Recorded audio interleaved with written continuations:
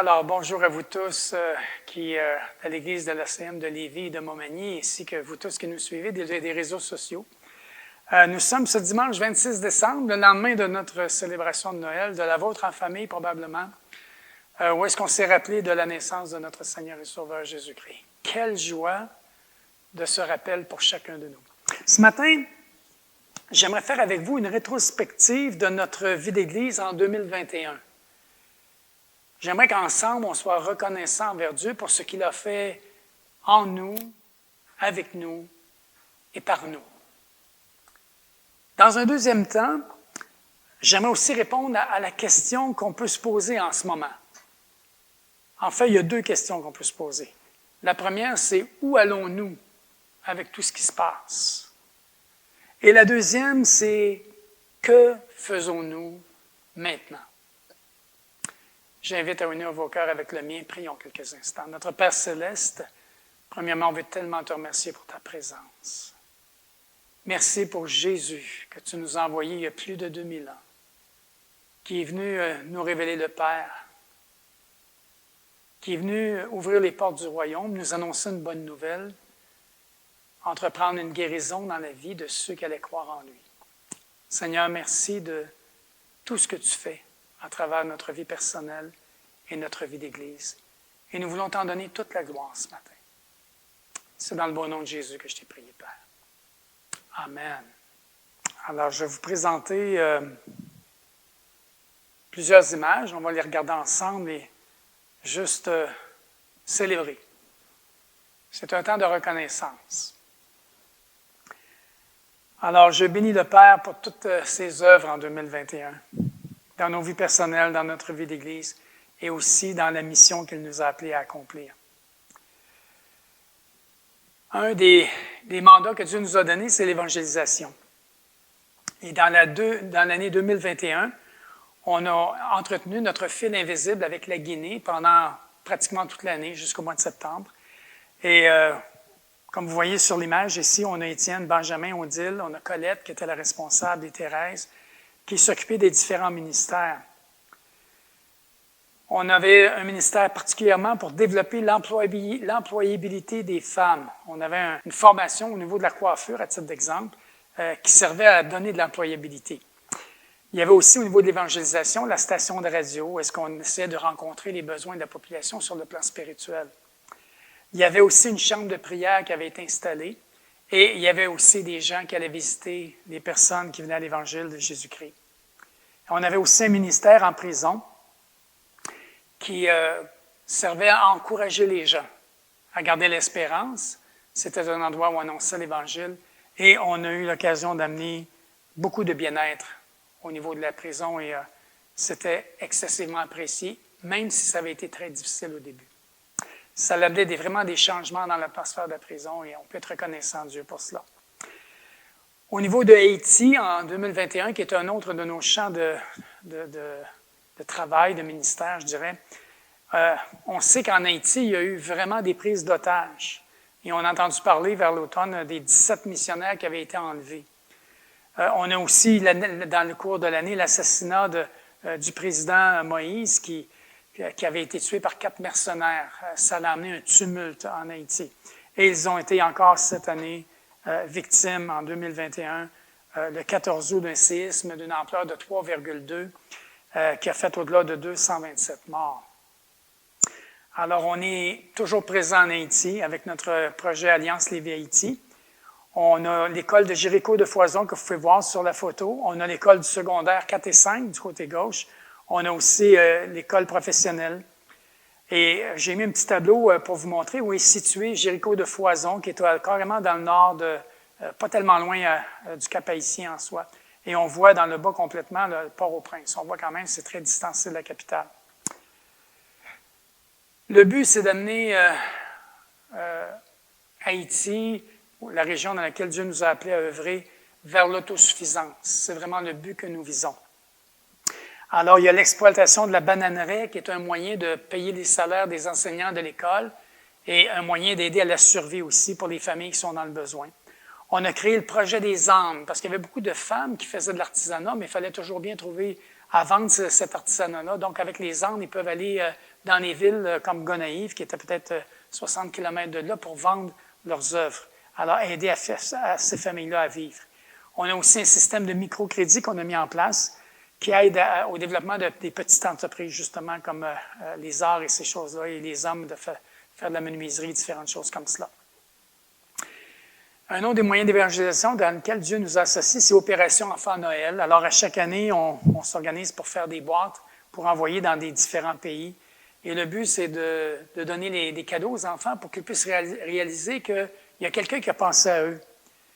Et on leur explique que c'est le principe de l'Évangile de Jésus-Christ. Dieu a donné gratuitement son Fils. Alors, pour eux. Et souvent, ça amène les familles à l'Évangile. Un autre des ministères, c'est l'Évangile aux familles, c'est-à-dire l'aide aux familles en besoin. Ça sert à évangéliser notre communauté. On donne des coupons alimentaires, on en donne aux gens de l'Église, on en donne aux familles qui nous sont référées, qui sont dans le besoin. Et en même temps, on essaye de voir à leur vie spirituelle. Au niveau de l'évangélisation, on a commencé à faire du porte-en-porte en 2021 avec notre frère Jacques Claude Tremblay, c'est-à-dire non pas Jacques, mais Claude Tremblay. Et on se sert particulièrement de la prévention du suicide, qui est un problème actuellement avec la pandémie. Et on visite les familles, on frappe les portes, on leur offre des livres pour les outiller, pour leur donner des capacités d'intervenir au niveau du suicide. Et souvent, on rencontre des gens qu'eux-mêmes pensent au suicide, ou quelqu'un dans leur propre famille s'était suicidé. Alors, les livres de Claude ont un but de faire connaître l'Évangile aux gens. Alors, la prévention du suicide est un sujet excessivement d'actualité et les gens sont très à l'écoute. Il y a un intérêt particulier à ce niveau-là. On a notre ministère dans le journal local, des chroniques qu'on a appelées « Va, Vie et Deviens ». Alors, on présente des chroniques dans la période de Noël, en ce temps-ci, et dans la période de Pâques. Encore là, le but est de donner la possibilité aux gens d'entendre parler de Dieu. Avec Aujourd'hui l'Espoir, on a continué à être partenaire et Aujourd'hui l'Espoir, on a lancé récemment, tout à fait dans les derniers mois, une radio FM, radioespoir.ca. Et encore là, le but est de faire connaître l'Évangile à travers la province, en plus de toute la programmation qu'ils ont au niveau de la télévision et au niveau d'Internet. On est très fiers de travailler avec Aujourd'hui l'Espoir. Il se fait un travail assez extraordinaire. On rejoint des familles qu'on ne rejoindrait pas autrement. Un autre des mandats de l'Église, c'est équiper, c'est-à-dire nos membres pour en faire des disciples accomplis.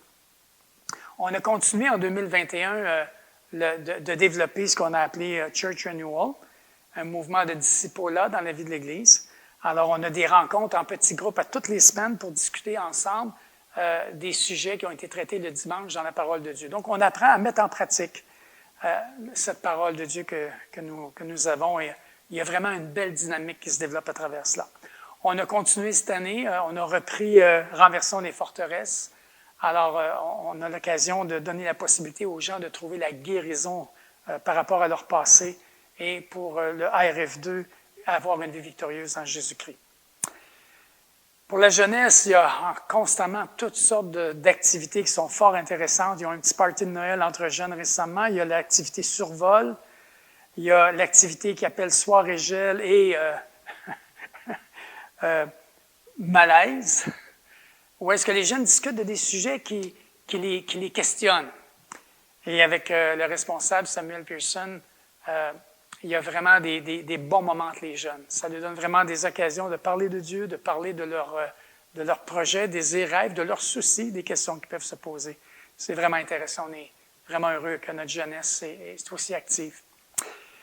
On a aussi accueilli notre sœur Jackie Fearman à travers le ministère Ariel dans le cours d'année. On est toujours intéressés à recevoir notre sœur et en même temps, pratiquement toutes les semaines, elle a fait l'étude de l'Évangile de Matthieu.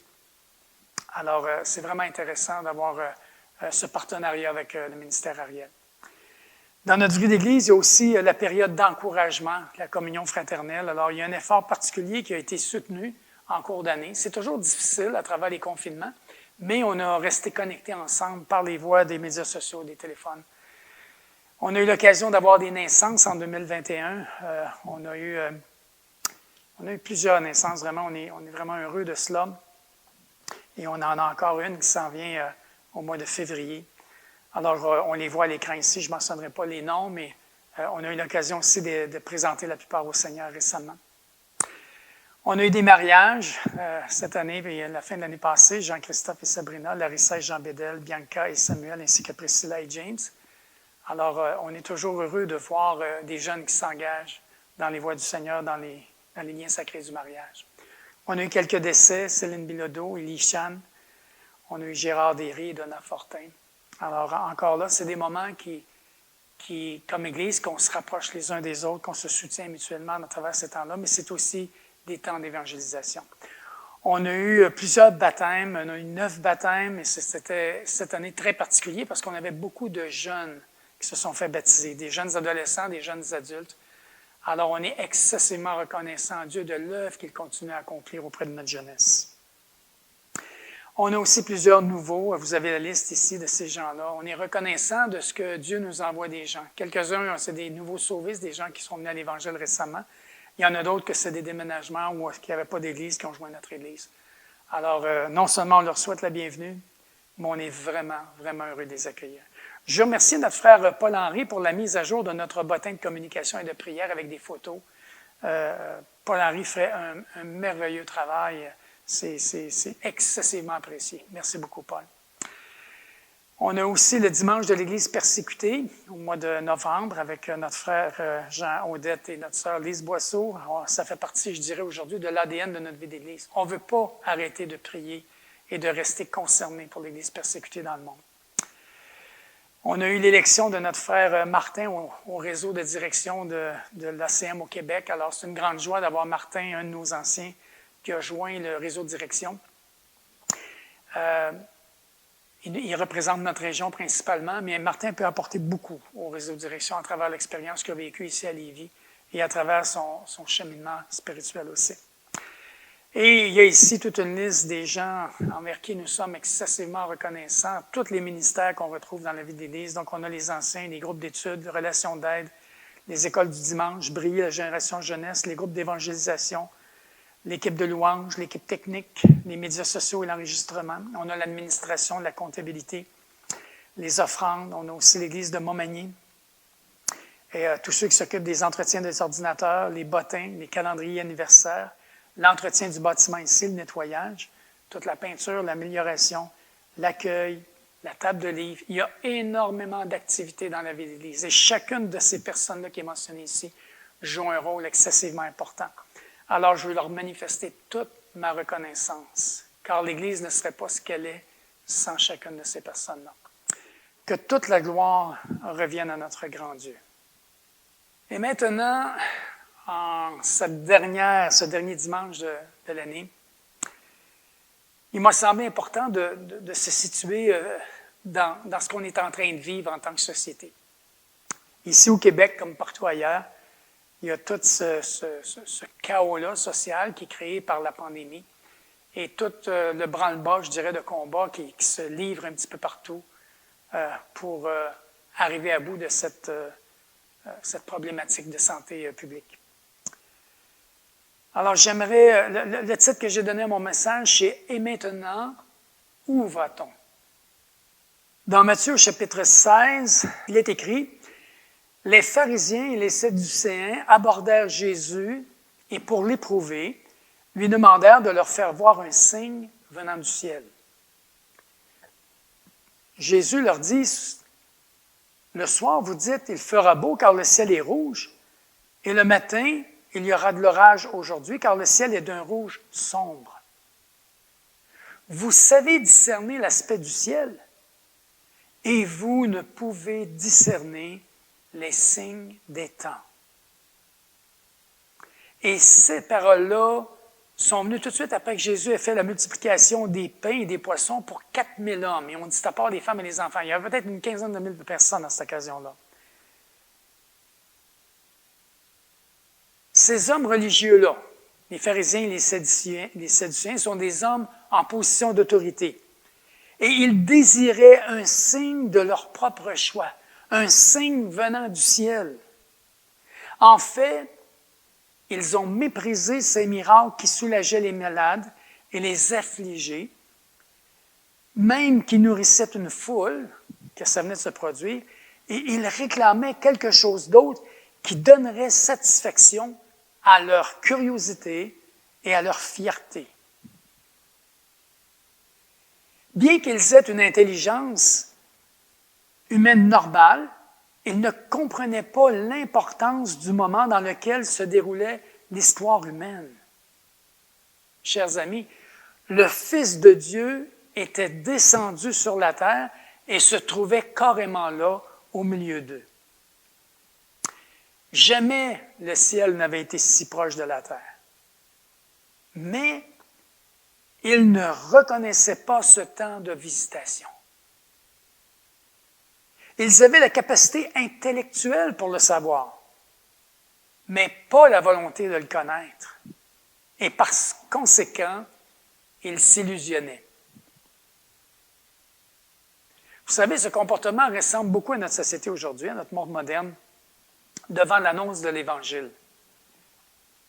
Le témoignage d'une vie transformée et la parole de Dieu ne suffisent pas. Juste l'exemple de Jésus à Nazareth. Dans Marc 6, versets 5 et 6, c'est dit qu'il ne put faire là, à Nazareth, ça c'était son village, c'est le village de sa jeunesse, où il avait passé 30 ans de sa vie, ou presque.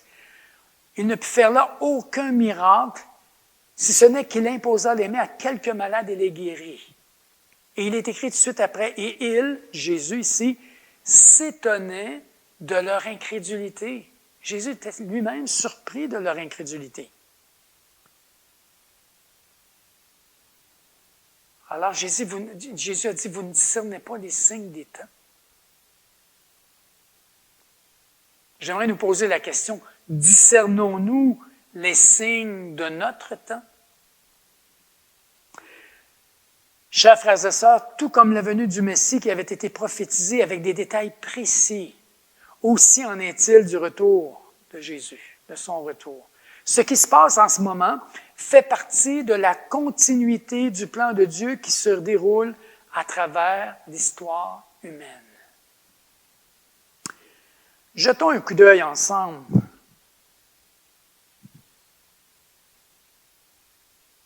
sur ce qui se passe actuellement et reconnaissons les signes qui nous indiquent vers où nous allons.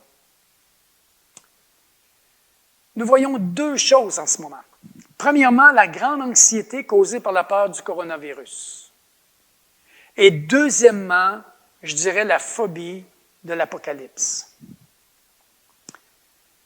Chers amis, le désarroi grandissant des nations face à la crise actuelle a été prophétisé par Jésus lui-même. Les douleurs de l'enfantement dont parle notre Seigneur dans son discours sur la fin des temps, dans Matthieu, dans les chapitres 24 et 25, augmenteront et s'intensifieront. Notre frère Jean a enseigné sur ce sujet au début de la pandémie. D'ailleurs, vous pouvez aller les écouter sur notre site acml.org sous les titres « Comprendre les événements actuels à la lumière de la prophétie biblique ». Il a donné ce message-là le 20 mars 2020. Et l'autre message qui le suit, qui va avec, notre génération, témoin des événements uniques des temps de la fin, qui était du 5 avril. Ce que Jésus affirme, c'est qu'au fur et à mesure que s'intensifient les douleurs de l'enfantement, la peur et le désespoir croîtront aussi. Des événements vont se succéder face auxquels l'humanité va se retrouver complètement démunis. Venez avec moi dans Luc 21, du verset 9 au verset 11. Jésus dit, « Quand vous entendrez parler de guerre et de soulèvement, ne soyez pas effrayés, car il faut que ces choses arrivent premièrement. Mais ce ne sera pas encore la fin. » Alors il leur dit, « Une nation s'élèvera contre une nation et un royaume contre un royaume. Il y aura de grands tremblements de terre et en divers lieux des pestes et des famines. Il y aura des phénomènes terribles et de grands signes dans le ciel. » Et dans Matthieu 24, 8, Jésus fait juste ajouter ici, il dit, tout cela ne sera que le commencement des douleurs. Chers amis, il y aura des phénomènes qui remettront en question tous nos modèles climatiques et nos prévisions. Des virus dangereux, des pandémies comme on vit actuellement, et d'autres maladies vont aussi apparaître de façon totalement inattendue. Dans Wikipédia, on parle des catastrophes naturelles ici. Les tremblements de terre, les inondations, les tsunamis, les tornades, les pluies diluviennes, les ouragans, etc. Le constat qu'on peut faire est celui-ci. La mortalité due aux catastrophes naturelles a augmenté de 60 %. Tenons-nous bien ici. La mortalité due aux catastrophes naturelles a augmenté de 60 % entre les années 1980 et les années 2000, et le nombre de catastrophes a multiplié par 3 en 50 ans. Pas augmenté de 10 ou de 20 %, multiplié par 3, 300 %.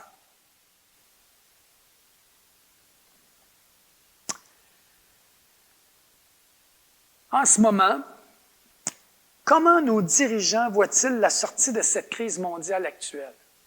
Qu'est-ce qu'on entend? On a pu voir que tout de suite après l'apparition de la pandémie, rapidement, les dirigeants de la planète, c'est-à-dire, ont vu dans cette situation fâcheuse une occasion en or de lancer des appels à l'unité pour une réinitialisation mondiale. C'est le terme qu'ils utilisent. Voici ce qu'on peut lire sur le site de Radio-Canada le 18 novembre 2020. Et je vous rappelle que la pandémie a commencé en mars 2020. Le titre était « Le Great Reset », qui veut dire la grande réinitialisation, n'est pas un complot pour contrôler le monde. Ça a été écrit par Nicolas de Rossa. Cette nouvelle réplique, chers amis, a été adressée de la bouche même de notre premier ministre, M. Justin Trudeau, le 20 novembre 2020, qui l'exprimait lors d'une réunion virtuelle des Nations unies. Il a déclaré que cette pandémie a fourni l'occasion d'une réinitialisation. Et il dit un peu plus tard, c'est notre chance d'accélérer nos efforts avant la pandémie pour réinventer les systèmes économiques qui répondent réellement aux défis mondiaux tels que l'extrême pauvreté, les inégalités et le changement climatique. En cela, laissez-moi vous dire qu'il répond à l'ex-secrétaire général des Nations Unies, le Sud-Coréen Ban Ki-moon, qui a demandé à tous les chefs d'État et de gouvernement de commencer immédiatement à élaborer un système mondial de gouvernance. Ce système permettrait de traiter directement cette crise internationale, selon lui. Il a invité les pays du G20, les principaux pays les plus riches, les plus en capacité, le Fonds monétaire international et la Banque mondiale à se joindre à cette initiative tout en appelant aux droits de l'homme, à la solidarité et à la justice pour assumer notre responsabilité commune en tant que citoyens du monde. Le véritable ennemi, à leurs yeux, est le nationalisme. C'est pourquoi une alliance mondiale est la seule réponse valable, selon eux. D'un autre côté, le Forum économique mondial, le fameux sommet de Davos, fait la promotion de l'abolition du capitalisme au profit d'un nouvel ordre mondial plus socialiste en soi.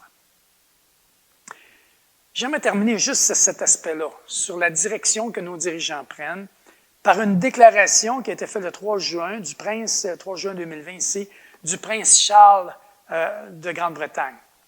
Il a dit ceci: « Nous avons une occasion en or de tirer quelque chose de bon de cette crise.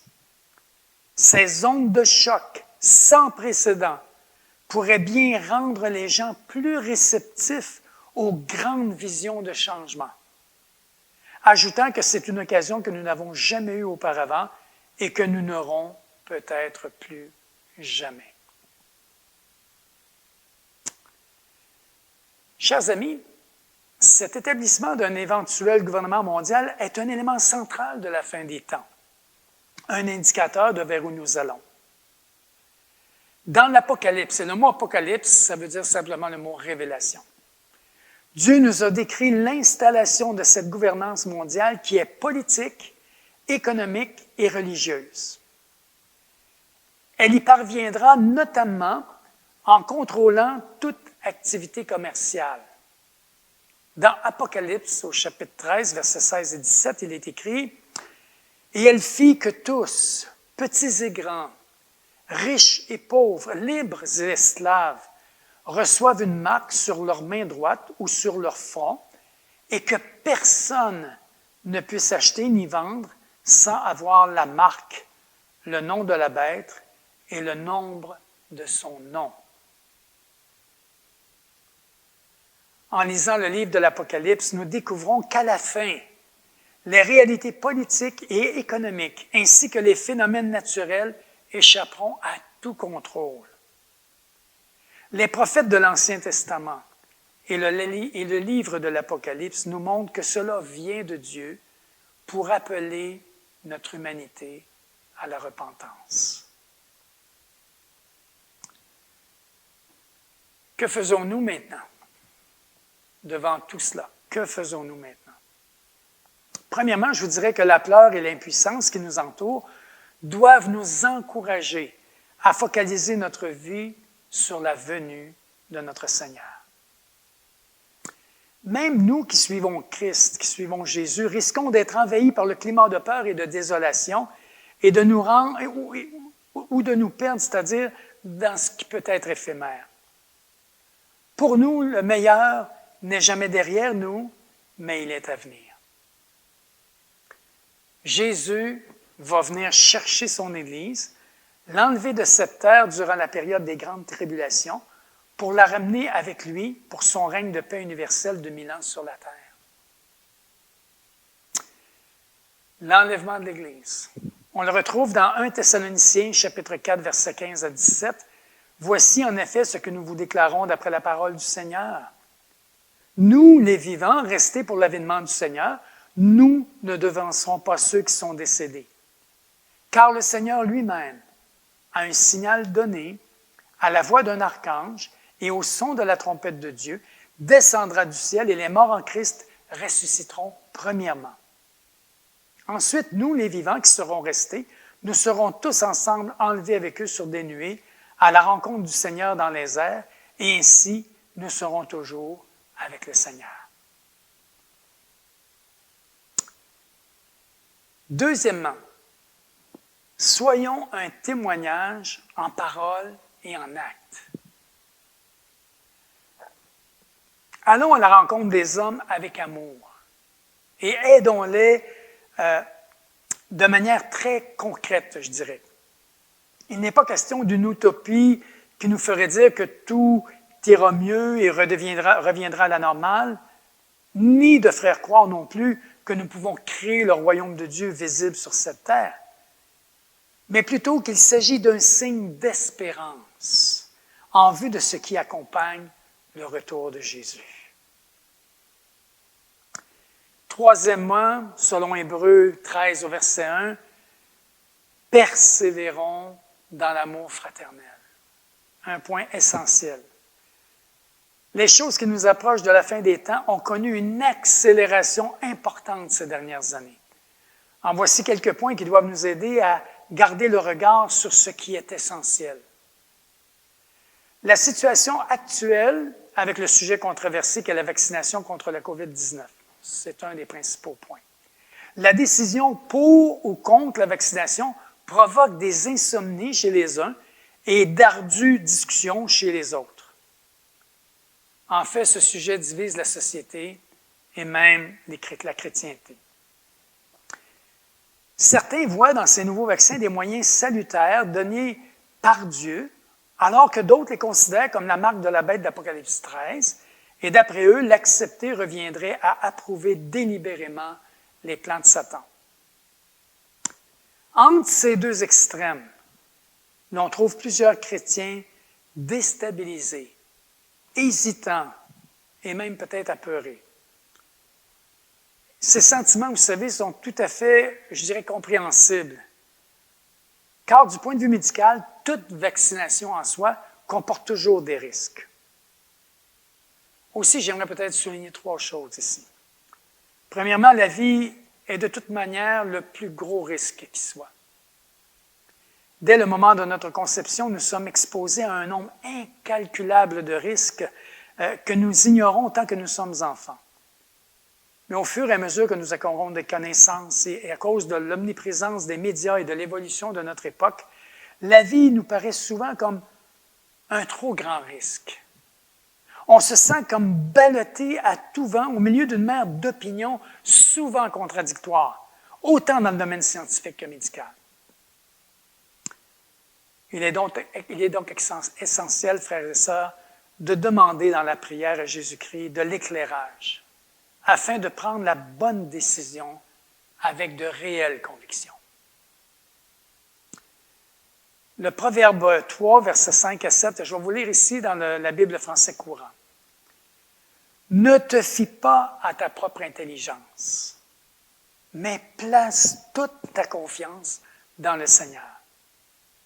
Appuie-toi sur lui dans tout ce que tu entreprends et il guidera tes pas. Ne te fie pas à ton propre jugement, mais soumets-toi au Seigneur. » En fait, notre intelligence a besoin d'être renouvelée et éclairée par notre Seigneur et Sauveur Jésus-Christ. Le deuxième point, nous sommes libres et notre décision, elle est personnelle. La Bible nous relate l'histoire de la séparation d'Abraham et de Lot en Genèse 13. Lot avait reçu la pleine liberté de choisir son pays ou l'endroit où il voulait s'installer, et Abraham a accepté sans plainte la conséquence du choix de Lot. Nous avons la liberté personnelle de nous décider pour ou contre la vaccination de la même manière.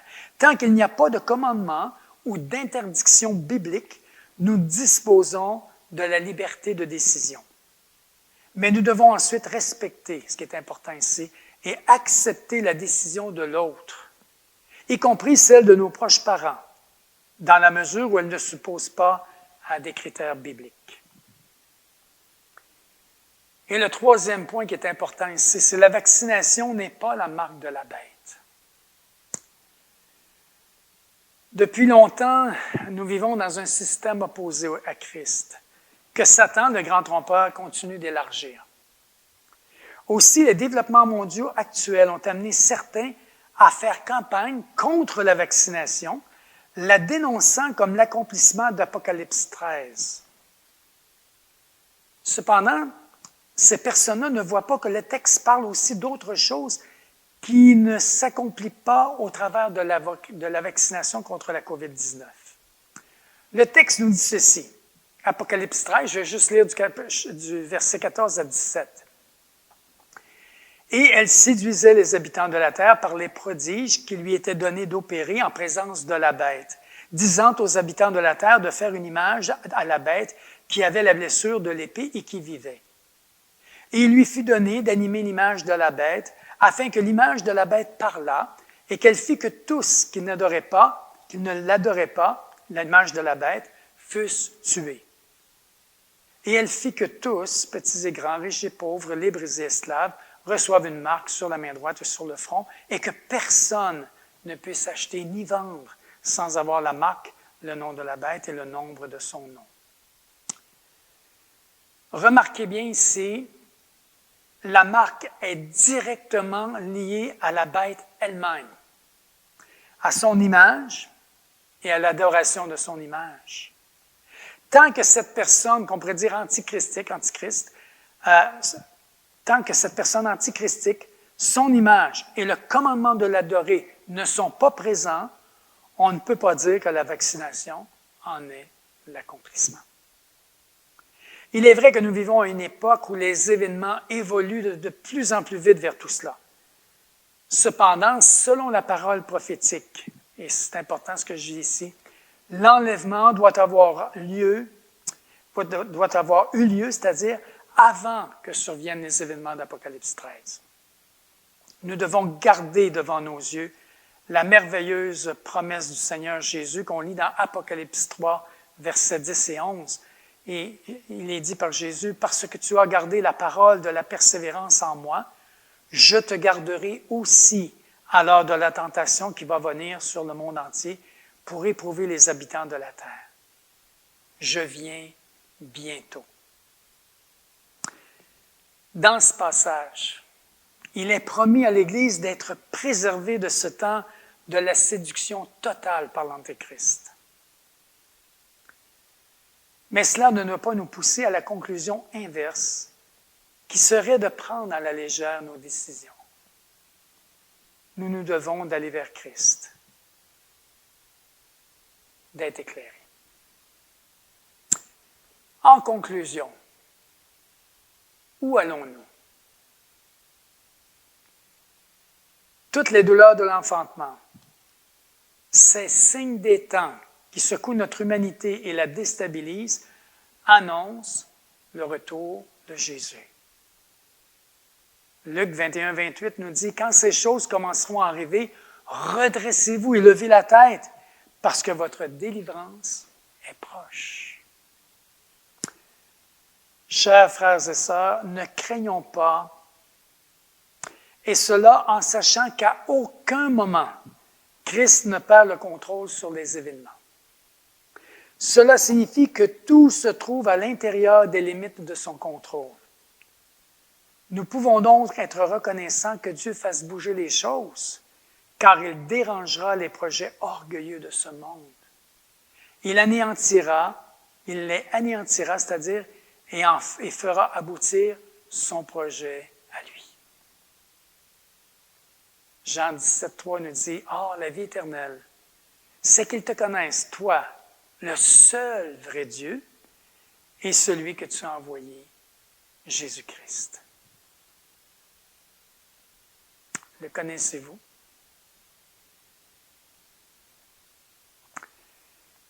Que faisons-nous? Frères et sœurs, comme il s'agit de la seule espérance que nous avons pour notre planète et pour l'humanité, il y a là l'importance de continuer à annoncer l'Évangile du salut et à persévérer dans la foi, à demeurer unis ensemble, à continuer à marcher ensemble et à œuvrer, à accomplir les œuvres bonnes que Dieu avait préparées d'avance. Soyons donc ce reste fidèle, attaché à Dieu, qui attend le retour du Seigneur Jésus-Christ, qui va venir avec certitude chercher son Église. Maranatha, viens Seigneur, viens.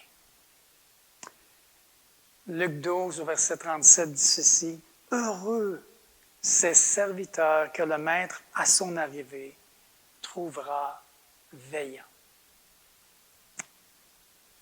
Prions ensemble. Notre Père céleste, merci d'éclairer ce chemin devant nous. Seigneur, tu nous as annoncé dans ta parole tous les événements d'avenir. Et Seigneur, tu nous as dit de ne pas craindre, que ces choses-là doivent arriver, tout simplement. Mais Seigneur, tu appelles notre humanité à la repentance. Et nous sommes tes messagers. Seigneur, tu viens pour manifester ta gloire. Jésus est venu pour sauver et tu sauves encore aujourd'hui. Seigneur, continue de te révéler à nos contemporains. Seigneur, à travers ces circonstances qui vont être difficiles, fais-leur voir ta lumière. Donne-nous, Père éternel, d'être ces porteurs de lumière, d'être ces témoins fidèles. Seigneur, nous attendons ton retour. Ô Dieu, éclaire chacune de nos vies, que nous puissions te glorifier en toutes choses. Et dans l'année qui vient, Seigneur, continuer à marcher dans tes voies. Dans le beau nom de Jésus, Père, nous t'avons prié. Amen.